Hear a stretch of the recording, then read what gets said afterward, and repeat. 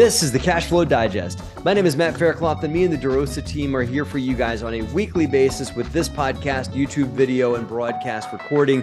This is also live on our Facebook group, DeRosa Insiders. In whatever medium you're watching, please take a minute and like this content, leave a comment, and leave it a review. We really appreciate you guys doing that. And we're going to be talking about all things real estate and all things cash flow because our company is dedicated to transforming lives through real estate, and cash flow can do that. We're going to be talking about things that are affecting the real estate industry, news in the real estate investing world. And we're also going to be bringing on guests that are crushing it in the cash flow sector of real estate investing. If you guys want to join and watch the show live, please go to Facebook and look up DeRosa Insiders and join that Facebook group where we record this show every Friday at noon Eastern. Hope to see you guys there. What is up, everyone? This is the Cash Flow Digest. I'm Vinny Celeste. Matt's out this week. He's actually out in Costa Rica. Not as sunny over here in Charlotte, North Carolina, but happy to kind of take it up while Matt's away here. Got a few great headlines I want to bring up here as our real estate news. But to kick things off, let's talk a little bit about what's going on in the real estate world today as I see it. Let me share with you all a headline I read that I felt was interesting enough to highlight here for the group. Those of you who are not privy to this information, recently it was the idea of federal student loan forgiveness was struck down at Supreme Court. Now, it's not saying that it won't come back, and reserving all opinions on it, although I will say I'm probably not for it myself, even though I have tons of debt. Let's say that didn't go through, right, the way that folks were planning on. But here's what's interesting. 1 in 3 federal student loan borrowers spent money that they otherwise wouldn't have spent counting on that forgiveness. And that's where I want to take this conversation. I want to talk a little bit about personal finance, what's going on in the housing market, and ultimately what's going to get us all closer to our goals of portfolio. The goal of our portfolio is personal finance first, right? So let's get into it, right? So the article went on to say that 44% of those folks that overspent spent it on retail.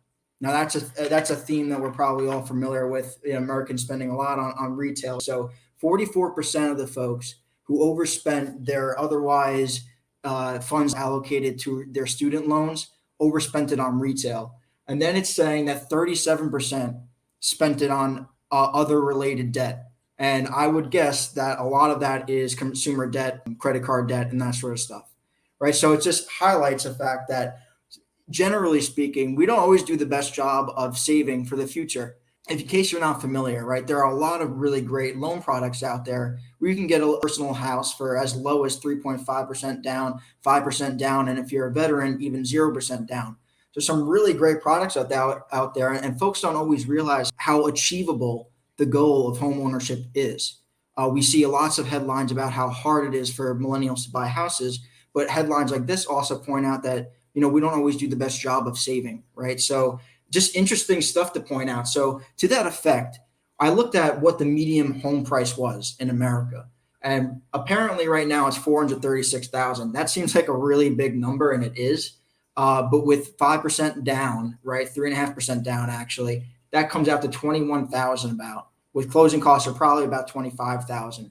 So I would be curious to ask those folks who maybe overspent on their federal loans if it maybe would make more sense to kind of hang on to this, especially because I saw some folks who know a lot about real estate data. I always look up to David Meyer. He put out a really great post on Instagram this week, pointing out how it's actually the most unaffordable time to buy houses in the past 40 years, right? House prices are still relatively high. Mortgage rates are also high, and income hasn't kept up.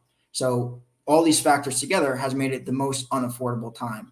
Now, when that changes, folks are going to want to be ready to pounce on those opportunities.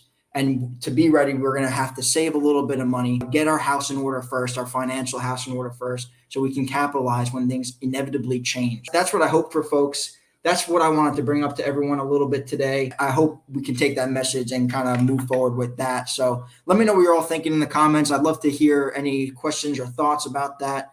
Just something that jumped out in the Google searches this morning, right? Looking at what's going on in the world. People might be overspending. a little bit, and it's probably not news to a lot of the folks on here.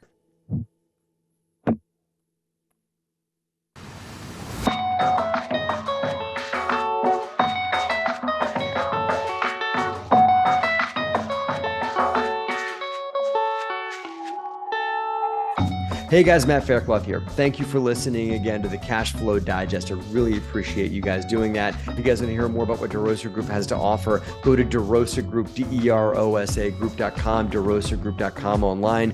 You can hear about all the great things that we offer from an educational standpoint and passive investment standpoint on our website. See you there. And if you guys want to join our online community, DeRosa Insiders on Facebook, where you can watch this program get recorded every Friday at noon Eastern, and you can come on as even a guest or ask questions on the show. We hope to see you guys on our online community, DeRosa Insiders. See you there.